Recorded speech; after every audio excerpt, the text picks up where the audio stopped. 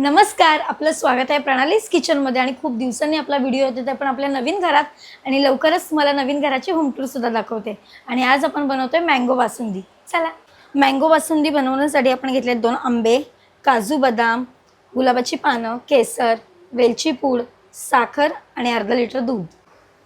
Gas पेटवून घ्यायचा आणि त्यामध्ये दूध टाकायचं।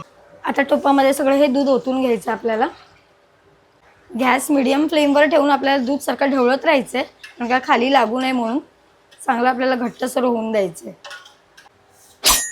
एकीकडे आपलं दूध तापतंय तर हे काजू बदाम क्रश करून घ्यायचे। आता आपलं दूध घट्टसर होत आलंय त्यामध्ये टाकायचं थोडंसं केसर। आता याच्यामध्ये ॲड करायचं अर्धी वाटी साखर। आता याला चांगलं मिक्स करून घ्यायचं आपल्याला। त्याचा कलर पण चेंज होत आलाय। आता आपण आंबा कापून घ्यायचा। सगळे आंबे असे कापून घेतलेत ते एक एक करून आपला सगळा गर आपल्याला मिक्सरच्या भांड्यात असं काढून घ्यायचंय। पूर्ण असं काढून घ्यायचंय चमच्याने।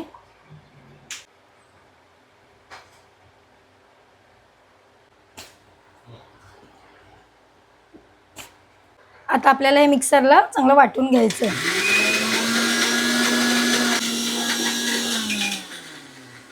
तर आता आपण बघूया मस्त आपली प्युरी झाली आहे हे बघा। आता याच्यामध्ये ॲड करतोय अर्धा चमचा वेलची पूड। आता याच्यामध्ये टाकायचं आहे क्रश केलेले काजू बदाम। तर आपलं दूध बऱ्यापैकी घट्ट झालंय आणि आपल्याला गॅस बंद करून घेतलाय। तर हे चांगलं थंड झाल्याशिवाय याच्यामध्ये प्युरी टाकायची नाही कारण काय फाटू शकतं दूध। पूर्ण थंड झाल्यानंतर याच्यामध्ये मँगोची प्युरी टाकायची।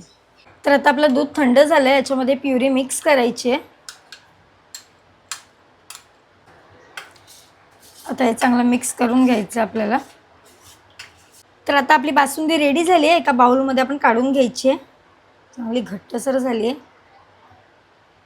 तर बासुंदीची छान अशी सजावट करून घेऊया। त्याच्यावर काजू बदाम, गुलाबाच्या पाकळ्या सगळं टाकून घेऊया। आता याच्यावर टाकायचे थोडेसे आंब्याचे तुकडे।